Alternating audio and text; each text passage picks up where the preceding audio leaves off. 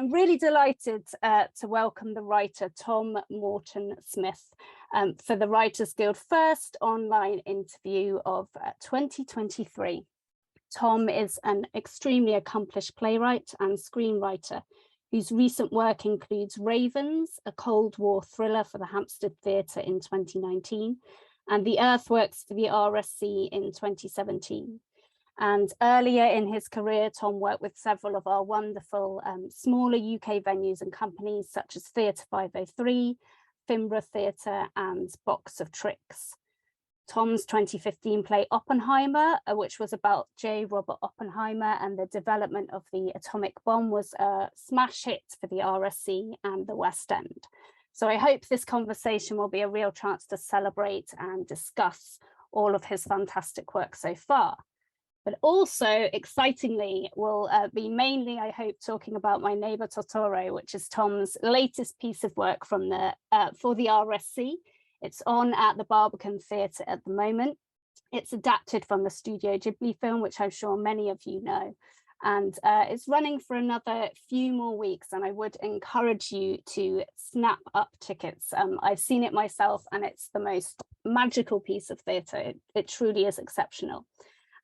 So we'll chat for about 35 minutes and then we'll move over to questions from you. This is really a chance for you to put some questions in the chat box for Tom. So do just put them in the box as anything strikes you as we go along, and we'll certainly make time for them at the end. I'll also try and integrate them if I see them as we're chatting.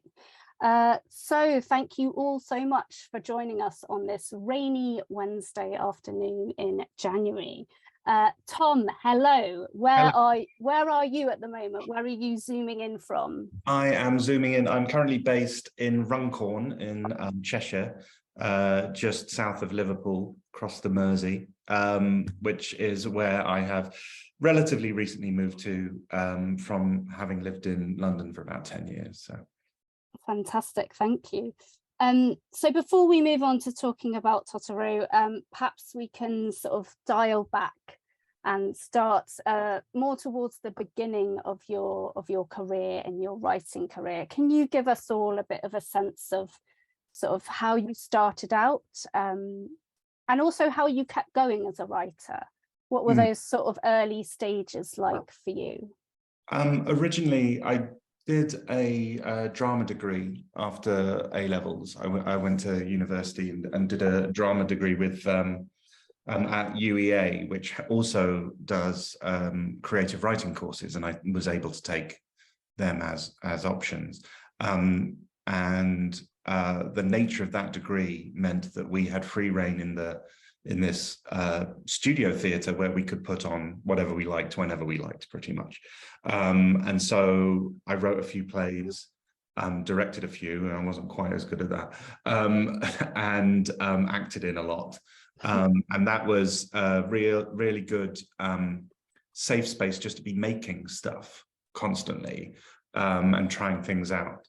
After that, I then trained as an actor at Lambda, and it was during that time where I was still writing, and I did the Royal Court Young Writers Programme, and that's when I wrote my what ended up being my debut play, Soul Meets Wound, which ended up going on at Theatre 503 in Battersea. So that's how I got into it. I think I was trying to be both an actor and a playwright at the same time, and try and have live a life as well, and to try and maintain relationships and earn money and be an actor and a player is all too much. So I had to put the acting aside.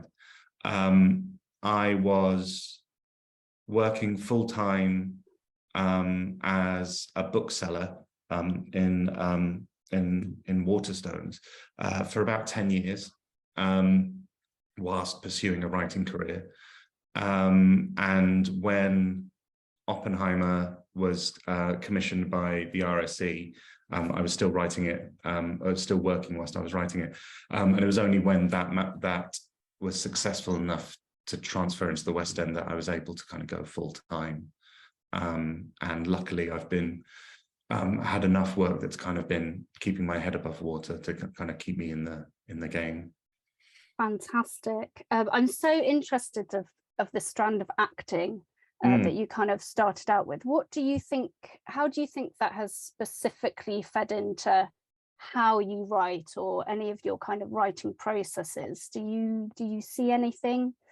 Do you see anything there? Yeah, I think writing is one of those skills that you can't really learn directly. You've got to learn indirectly.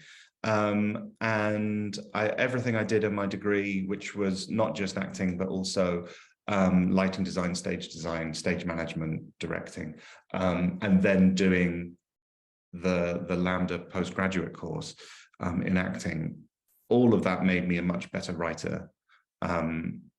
It gave me an understanding of how theatre works, how things get staged, what is possible for or desirable for an actor to kind of say.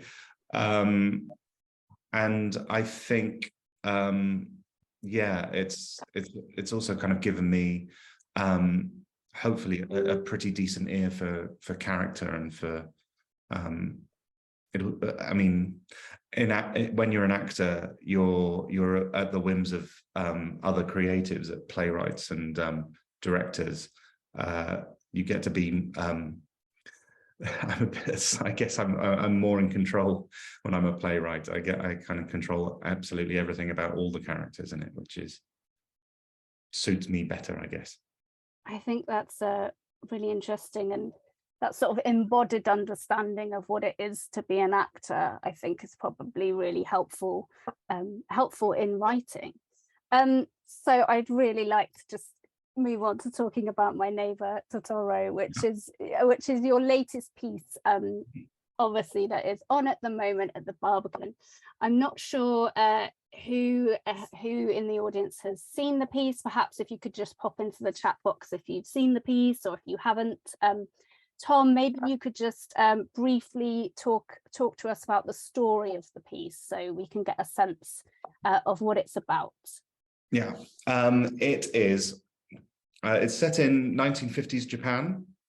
It is about these two sisters, Satsuki and Mei, who are moved to the countryside from Tokyo by their father so that they can be closer to their mother, who's convalescing in a hospital in the countryside.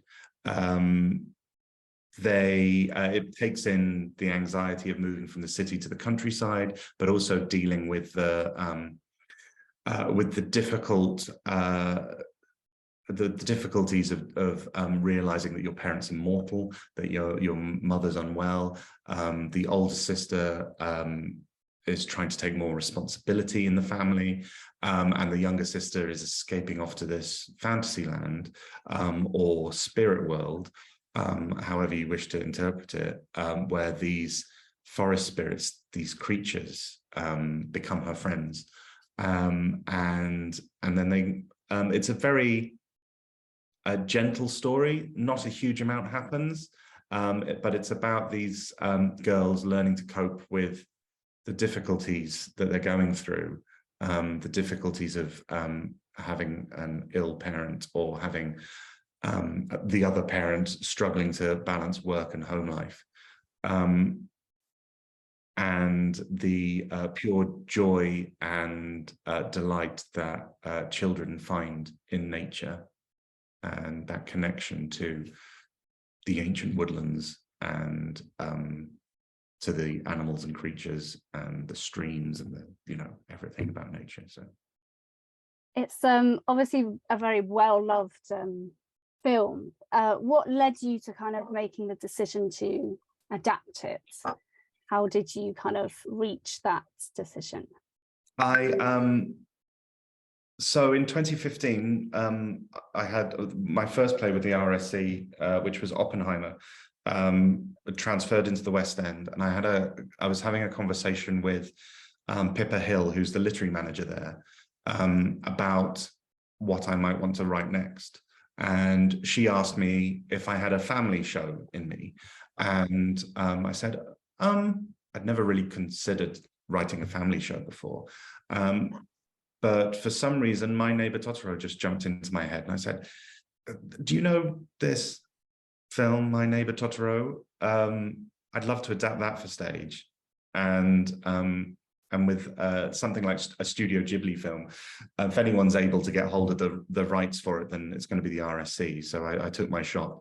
Luckily, Pippa was a massive Studio Ghibli fan as well, and Erica Wyman was as well, and a couple of board members who have ties to Japan kind of went, oh yes, this would be excellent. We might be able to do something.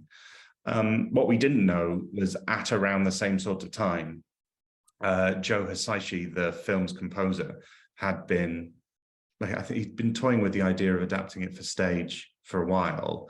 And kind of serendipitously, he started putting out feelers to the RSC because of the success of Matilda.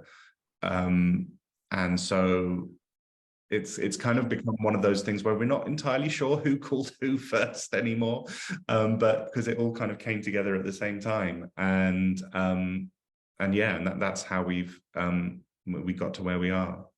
The perfect sort of moment of symbiosis, things coming together. Wonderful. I'm interested as a writer, what are the challenges of adaptation, of translating something from one medium to another medium? Sort of where do you start in that whole process? It must seem quite daunting. Like where do you begin? Yeah, I think this is the first time I've adapted something, but I was very, what's going on here? I was very aware that there wasn't a script that existed. There wasn't, Miyazaki hadn't written a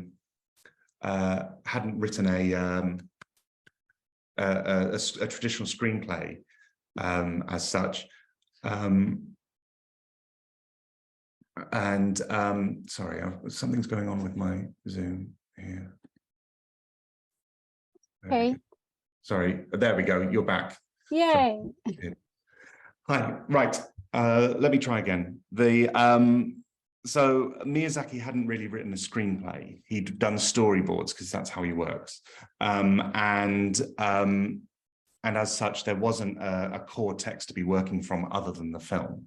The film exists with a dubbed version and with the subtitled version, and those two things are quite different in English. So I was working from a direct kind of copy of the subtitles, working with the English language dub script, but also a direct translation from the Japanese. And that allowed me to kind of basically write the film as a script from the ground up. And that was quite freeing. I think when the film is an animation, and it's very well known for being a beautiful animation, what is My Neighbour Totoro when you take away the imagery? What are you left with, and why is it still worth a kind of adapting? And for me, it was about the atmosphere, and it was about the characters. And I knew that if I managed to get a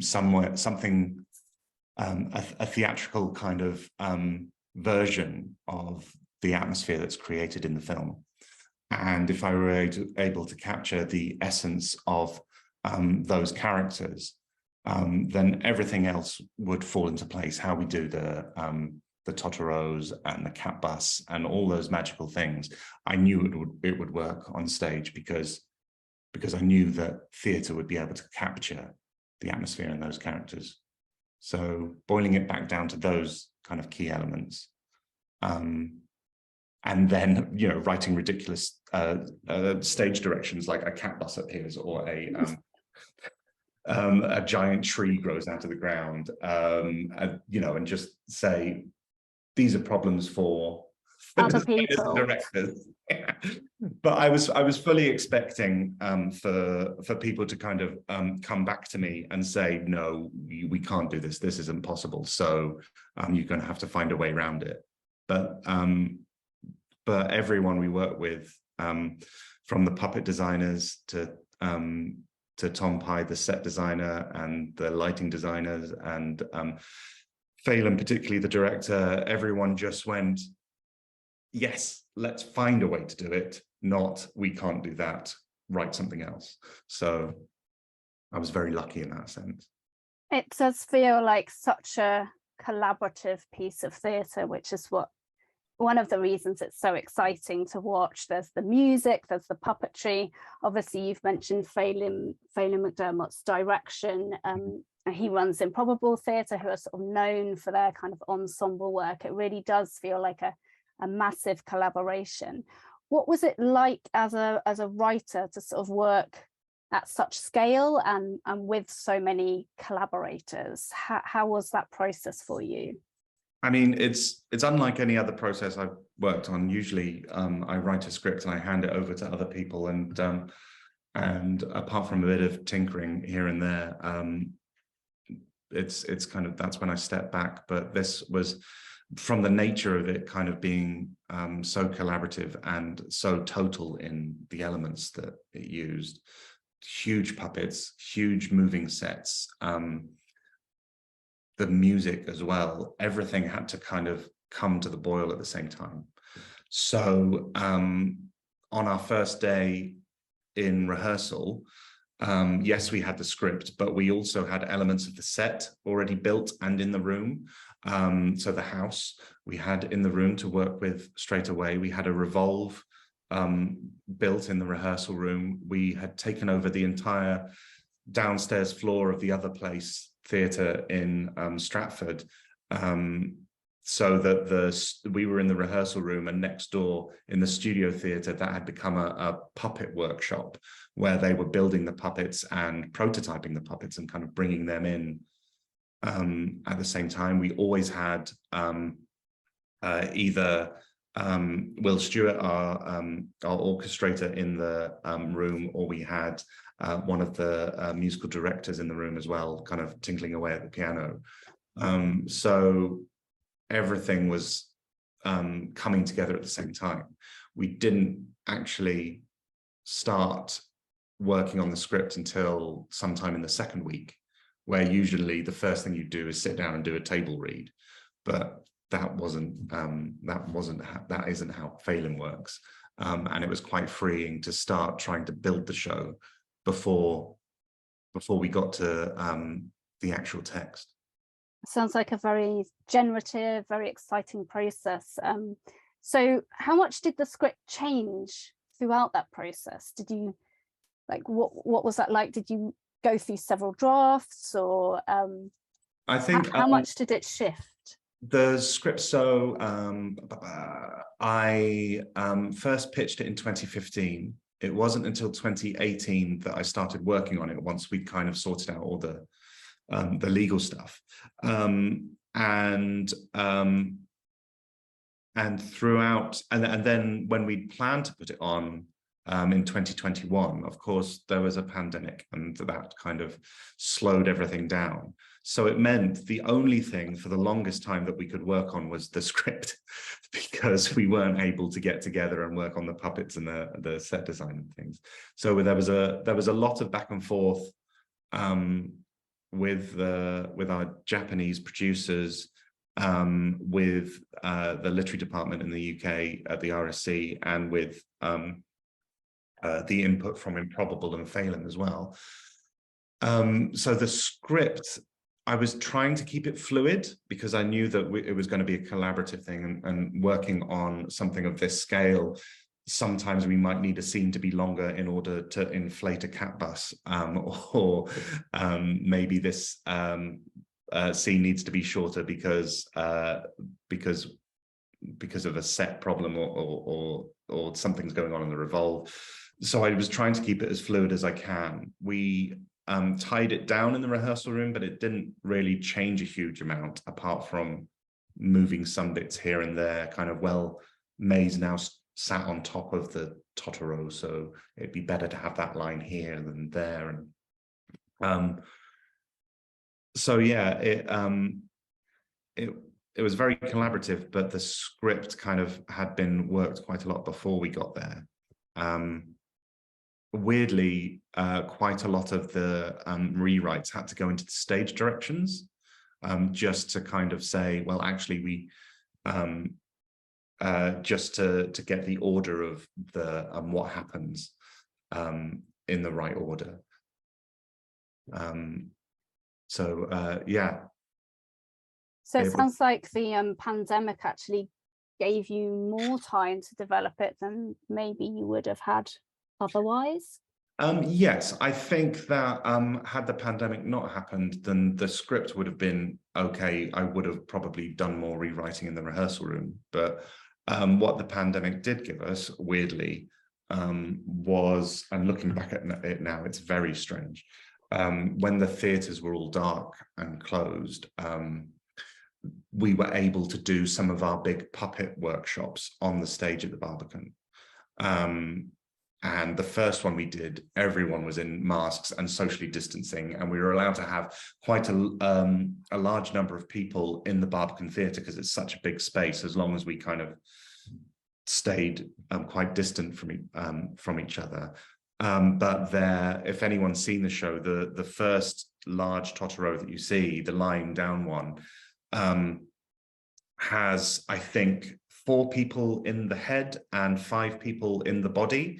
And so when we were prototyping the body, there were people with essentially gas masks on, kind of major kind of industrial filters. So that, and they were all crawling around inside what was little more than an inflated giant duvet cover at that point. But yeah, but I think because we were allowed to be on the stage at the Barbican, it meant that the puppets are perhaps bigger than they otherwise would have been, because you kind of go, we could actually get away with going larger and larger, whereas if we developed them in a rehearsal room, perhaps they wouldn't be quite as large scale as they ended up being. The puppets are incredible. There was lots of sort of gasping and applauding the night that I saw the show with the puppets. They are just amazing. Sort of talking a bit more about making the show in this time of the pandemic and such a sort of difficult time for the world and for theatre. I think that is one of the reasons that it's such an uplifting show. It's been sort of made against this sort of backdrop of global trauma, cuts to the arts, and how much did that really affect the development of the piece? Because you talk about the story and how the story is about, it's quite a traumatic story, it's quite a serious story in many ways. How much did sort of that feed into the story? I think because of the pandemic, the show has taken on a slightly different resonance than it otherwise would have had. I think there are themes within the film and within the play about children coming of age and children kind of having to deal with the understanding that their parents can fall ill and they can potentially die, and of course that has a completely different weight in the post-pandemic world, because so many more people would have perhaps come into close contact with seeing their parents fall ill, even if it wasn't anything, even if it was a case of COVID that wasn't particularly dangerous to them.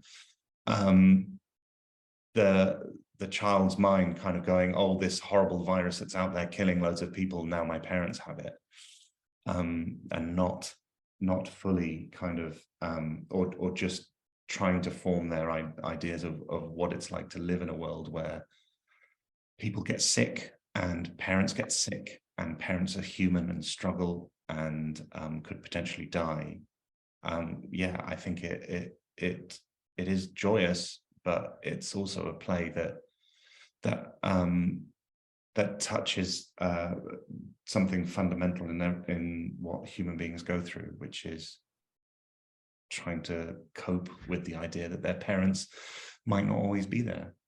I think that's probably why I cried the whole way through. But as you say, it is also a really joyful show. It's a real celebration. Just remembering the bow, what was so fantastic was seeing so many East Asian and Southeast Asian performers on that stage. And it's a real celebration of that theatre community. What was it like for you to kind of be part of that community, be part of that celebration? I mean, it's been an absolute privilege, and I think when I pitched it in 2015, I have through my wife, I've seen an awful lot of shows made by the British East Asian theatre community. So I always knew that something like this would be possible because of the depth and breadth of the talent is out there.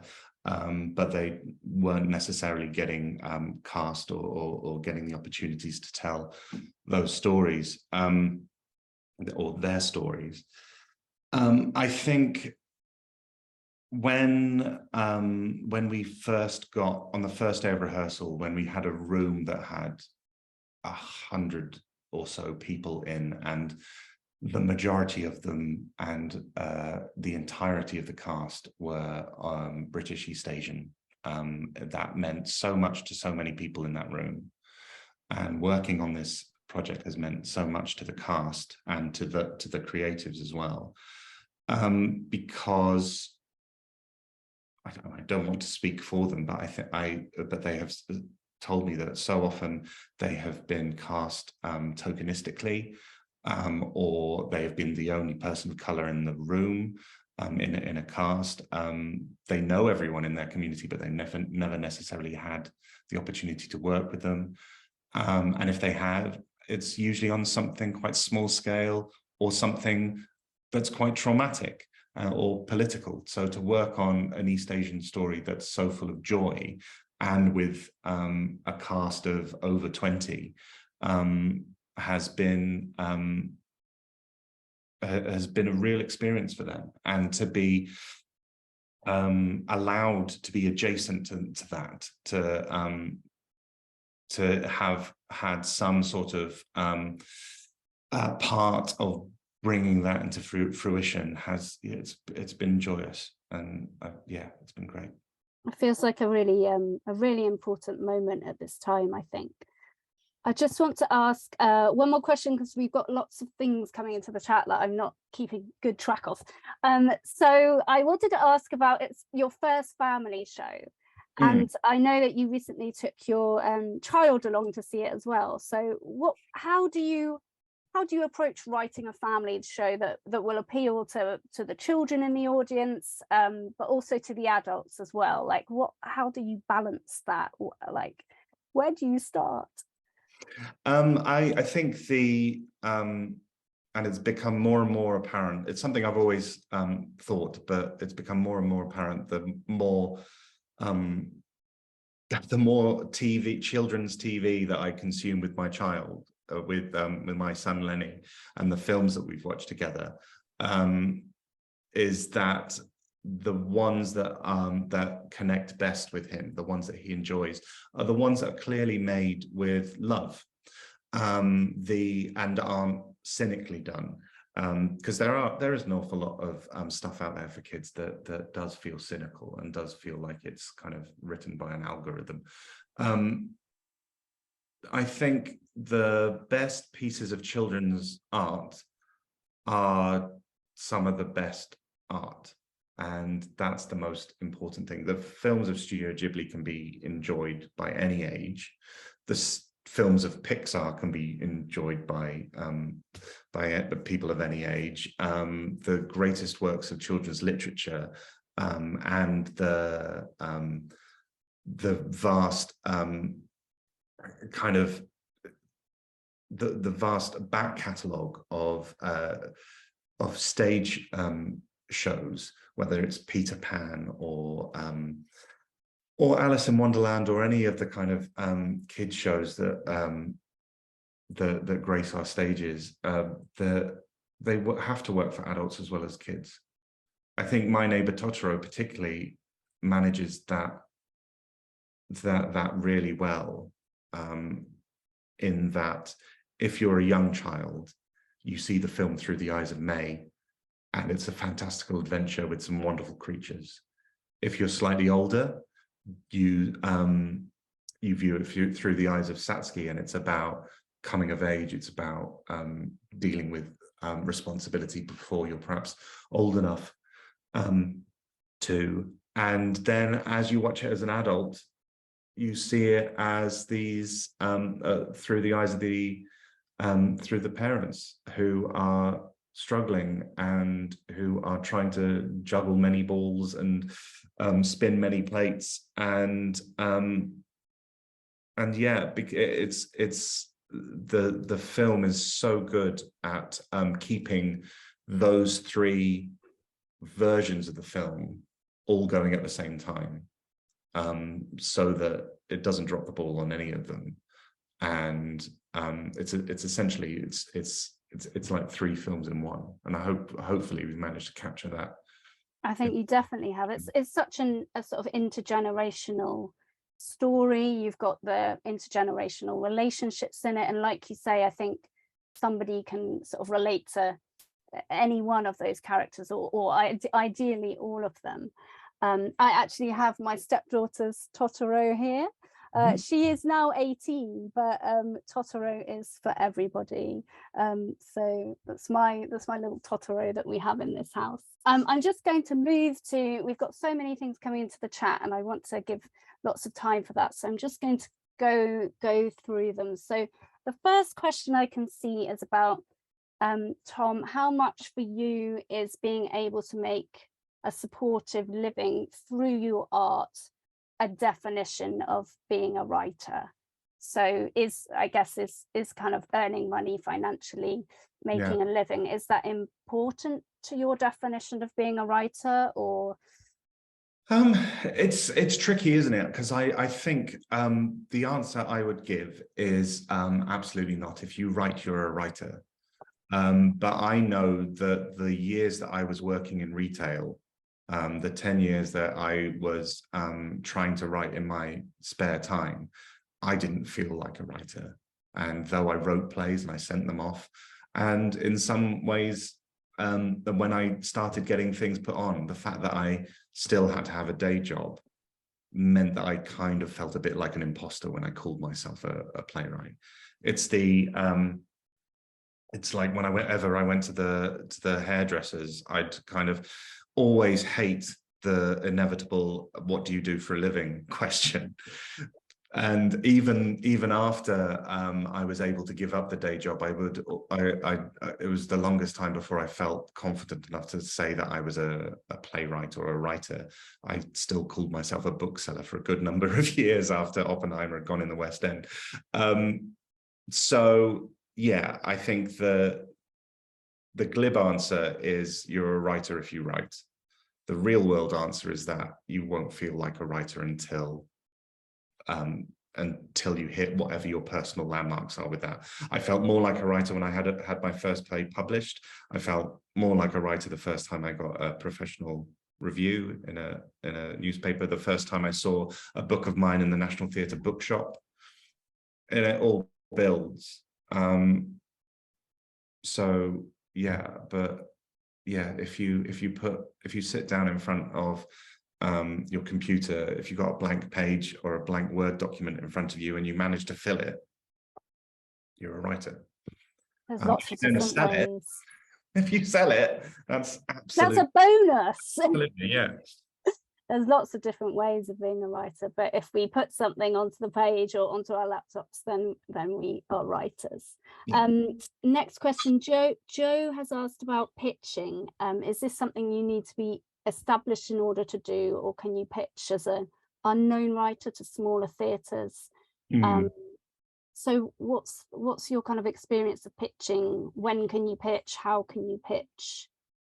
Yeah, I don't think I ever I certainly wasn't in a position to pitch to anyone until I'd written a few things and sent them off unsolicited to literary departments. And then I was generally kind of called in for a coffee or a chat, and it wasn't. I don't think I really pitched anything until Oppenheimer. Everything else was something that I'd written on first on spec, and then had sent off, and then it got made. I think you're not going to have to pitch until someone knows your work and is interested in you. So you have to have a body of work first. Great, thank you. That's useful. The next question I can see is, do you as a writer have final say on the director? How much did you chat with Phelim about it before he was attached? This also, I'm going to tie this into the next question, which is about the diversity in the creative team. Was there any discussion ever about an East Asian playwright or director? So what about the kind of makeup of the team? Yeah, I think generally, if you're working at a new writing theatre in the subsidised sector, if you're working with somewhere like the RSC, you generally have you certainly have a great deal of say about who the director is. And when someone comes forward and says, we're thinking about approaching Phelim McDermott, you go, yes. It's not really a question of, oh, you know. So when it comes down to the makeup of the creative team, when I was pitching this, when I was first bringing it to the RSC as an idea, when I was first talking to them about it, that was 2015. And so the world, I guess, certainly my thinking on it has changed a bit since then. It was the idea of me pitching a Japanese play didn't strike me as something I shouldn't do at the time, or that it wasn't my place to. It was coming from an absolute attempt at allyship, in that I knew that there were the actors and the creatives out there that we'd be able to bring on board. But of course, the discourse, the conversation around all of that and my thinking about it has changed quite a lot in the time since. It's tricky, and you're never going to get it 100% right. Certainly when you're also dealing with the expectations of international producers. And our Japanese producers, who are wonderful and supportive, they also don't have an on-the-ground understanding of what the politics in this country and in terms of representation is. And so explaining to them, trying to kind of explain to them what would be right for this production, for it to be in London, and for why we want to do it this way, is something that we've been talking about. But you also need, the truth of it is that you don't get experience, you don't get to positions of power or without opportunities. So you have to open, if you can open up opportunities for other people, you should. And that's hopefully what I've been able to do. Am I the right writer for it? It's hard for me to say that myself. I think, yeah, I don't think I'm ever, I'm very aware of it potentially being cultural appropriation, but this is how the show has got made, and it has been an absolute collaboration with the originating artists of the film, and that's the best we can do. One of the really magical things is you work with the original composers, or is that right? What was that kind of experience like, having all that amazing music as part of the show? Yeah, I mean, there's so much of the success of the film and of Studio Ghibli's output is the relationship between Hayao Miyazaki and Joe Hisaishi. It's as valuable as Steven Spielberg and John Williams. That kind of combination of director and composer. So much of those films, the atmosphere of those films, comes through the music, and Joe had contemporaneously written more songs for the film than what he used, so we had absolute access to use them as well, which is why there's a few more songs in the, I know, extras, like extra surprises. It's amazing. Yeah. So, and Joe Hisaishi is just, I mean, he's a rock star. He's a brilliant composer, but he's also a very generous artist. And he has had his input, but he's also very aware that he is not a theatre maker. So he will always give his advice, but has been very trusting of all of the rest of the creative team. So that's the music just like, it gives me chills now, just like remembering it. It's so beautiful.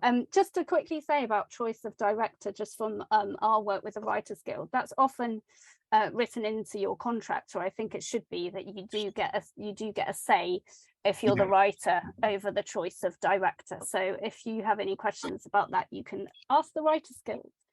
So another question here that I really love, which scene did you find the most challenging to write as a theatre scene in comparison to the animated film scene? So which was the most challenging to theatrically embody? I think the most daunting one was the bus stop scene, because it's so iconic, but also it's a very slow scene, and to start off with, very little happens, and the dialogue has to be very spare. It's kind of, we're waiting for dad, we wait, here comes a bus, he's not there, waiting for dad. And right at the point at which it happens, which is coming up towards the end of Act 1, to slow the pace down so much is, we had to hold our nerve with it, really. But I think the payoff of Totoro coming on, and then the cat bus coming on, and that's kind of big coup of that, the brightly lit inflatable cat bus coming on, I think kind of justifies taking our time at that moment. I think the hardest bit so that was the most daunting bit. The hardest bit to write is the first time you see Totoro in the when he's lying down in the forest and May discovers him. And I ended up writing a scene between them, and mostly May talking, but the occasional Totoro coming from Totoro. But I ended up just cutting most of the dialogue, because that's the last thing you want in a big scene like that. It's so much more magical if the spare of the dialogue is. So it's about it's about kind of trusting the imagery, trusting the source material, and putting my ego aside enough to know that actually no one wants to hear from me at that point. So I think the film itself, there's a lot of slowing down in the film and looking and observing and close-ups, and so I think you've kind of translated that really well in sort of holding back as a writer in those moments. I think they work really, really well on stage. Someone has asked, how did you begin and develop your relationship with the RSC? My relationship with the RSC can be traced through my relationship with Pippa Hill, the literary manager, who back in the days when theatres were welcoming unsolicited scripts all year round, she was the literary assistant at the Hampstead Theatre, and they ran a monthly night of new writing, where they, in their studio, they would do a scene or two from new works, that, you know, to try them out.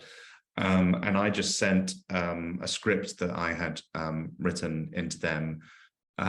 She really liked it, and has kind of got me, kind of introduced me to everyone at the Hampstead then, and then she got the job at Payne's Plough, being the literary manager there, and so kind of took me along with her there, and then she moved to the RSC and has taken me with her there. So it's it really comes down to building relationships with people who are your contemporaries, but they are working inside the theatre.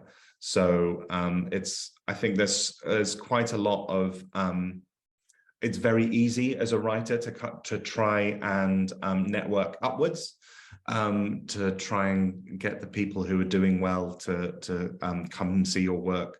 But so much of working an artistic career, I think, is finding your cohort, kind of finding people who are at the same level as you, but in a different position, where you can support each other and open doors for each other. Great. So I think this leads on to Jonathan's question about was there a dramaturg to support you with the adaptation? Were they East Asian, or do you prefer not to work with a dramaturg? What are your thoughts on how British East and Southeast Asians can better be supportive to write and adapt plays and musicals? Yeah. So what are your thoughts on that? Yes, we did have a dramaturg. So much of, and that was Pippa Hill, because she is the in-house dramaturg of the RSC. And she's been a real supporter of mine, and particularly on this script, kind of allowing me and encouraging me to work on it. We have had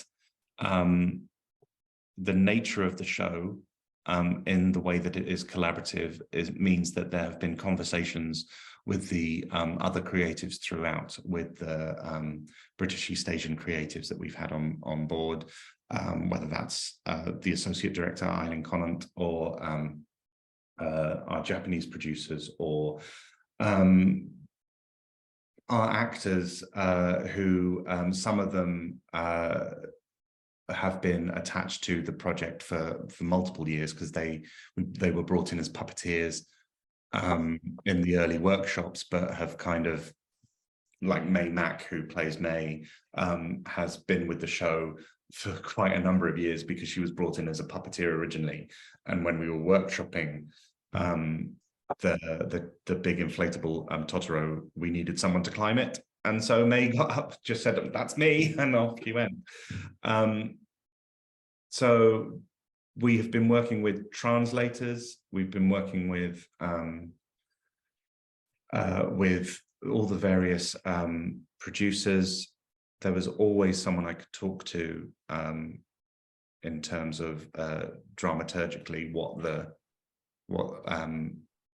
how to kind of keep the essence of it being Japanese, but also make sure that, you know, because what Studio Ghibli were interested in was making sure that it spoke to a Western audience, which is why they wanted to work with the RSC and why they wanted to work with me. So yeah, I was there was a point where we were having conversations about who should be on the creative team, and we wanted to work with the best people, and we wanted to work with, if we could, British East Asian creatives, and luckily there are some currently working who, like Jessica Han Han Young, who is just the best lighting designer, in my opinion, who's out there at the moment, and I'm so excited to get to work with her. Yeah, it's been a constant attempt to keep an eye on that, trying to get the work done, trying to find the people who we know are out there, of bringing in the British East Asian creatives that we know, and then allowing listening to them about who we should be working with. So we open a door for those we know, and then they open doors for their networks, and that's how it's kind of. We were so lucky in the casting of it, particularly in that the received kind of the received knowledge is in, I think, the British theatre industry up until now has been, you wouldn't be able to find enough British East Asian actors to fill a show like this, and the fact that that we opened our doors to the networks of so many people, it meant that we could, if we needed to, cast this play 3 or 4 times over. We saw so many people, and so many good people, and so many wonderfully skilled puppeteers, dancers, physical theatre people who were also kind of brought in. Please do cast it 3 times over. Please, like, tour it across the world with multiple casts. That's my dream. Entirely possible. So. Yes, it's, well, you can really feel the attention to detail and the care and love that's gone into this piece. I certainly could as an audience member. And a massive shout out as well to May Mack, who is one of the best physical performers ever, who just performs that part of May with such sensitivity and joy. So there's a couple more questions. Has the overwhelmingly positive response been gratifying? I hope so. And can you talk a bit about what other opportunities it has led to? I'd really like to ask about, is there anything you can talk about that you're excited that's coming up for you, that you're working on at the moment? Yeah, I think it's been a funny old time with the pandemic and all the theatres being closed, and the general kind of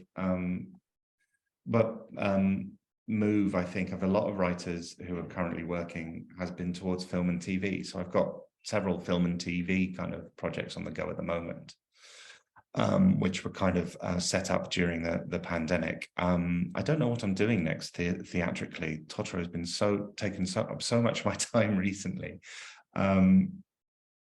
So yeah, I'm looking forward to kind of finding out what those opportunities are. But yeah, it's just been so all-consuming. Overwhelmingly Totoro. That's good though. A couple more things. I'm just scrolling back up. Linda has asked, Linda's fallen in love with a Japanese story, acquired the rights to a novel, but has the problem they've come up against, is there a white British writer? So according to a producer, they lack authenticity.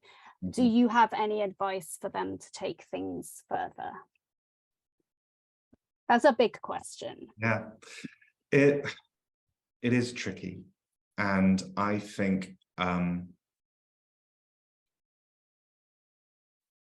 my experience of it has been that that our Japanese producers wanted to tell this for a Western audience, but that's not necessarily what the British East Asian audience is, or theatre workers out there.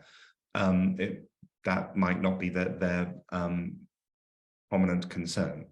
It's the universality of the story is one thing, but what I get from My Neighbour Totoro, because everything I write has to be filtered through the lens of me, what I get from it is not going to be the same as well anyone else.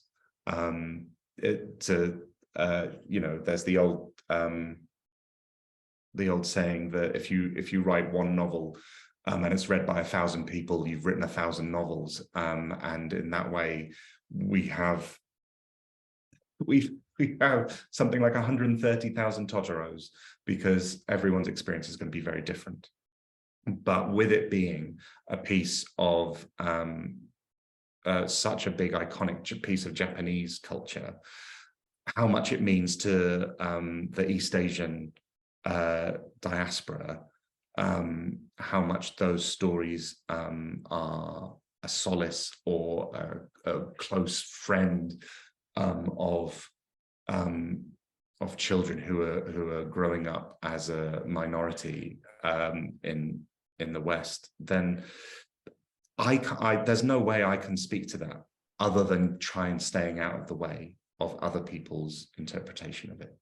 So my job, as I saw it, was to make sure that I told the story through me, because that's the only way I can do it, but also not let what the film means to me and what it represents in my eyes overpower or step on the toes of anyone else's interpretation. We have had long discussions throughout the rehearsal process. The entire cast is East or Southeast Asian and predominantly British East Asian, and also predominantly of a Japanese background. We also have our costume designer and our choreographer are both Japanese, as well as other members of the team. And because of the nature of the collaborative process, those voices were in the rehearsal room all the time. And putting aside the Japaneseness of it, it's such a joy to be able to have the costume designer in the room, to have those kind of conversations whilst you're making the work, to have the choreographer, the movement director kind of in there as well. But it's such an important film and story to so many people that I just had to stay out of the way, listen to everyone, and hopefully do justice to what this film means to so many people. Well, you did an absolutely amazing job, and I'm not just saying that because I'm talking to you. It made me cry and laugh and all the good things that theatre should do. It really was an enchanting piece of work. I was completely enchanted by it. I loved it, and I hope to those of you who haven't seen it that you can snap up any last-minute ticket releases. Hopefully the show will go elsewhere, please. Let's see, but it really is amazing. I'm so sorry because there are a few questions that we didn't quite get to, but it is now 6 o'clock. It's flown by. Thank you, Tom, for sharing so much so generously with us tonight. It was really fascinating to talk to you about a piece of theatre that I loved, and also just to hear more about the process behind it.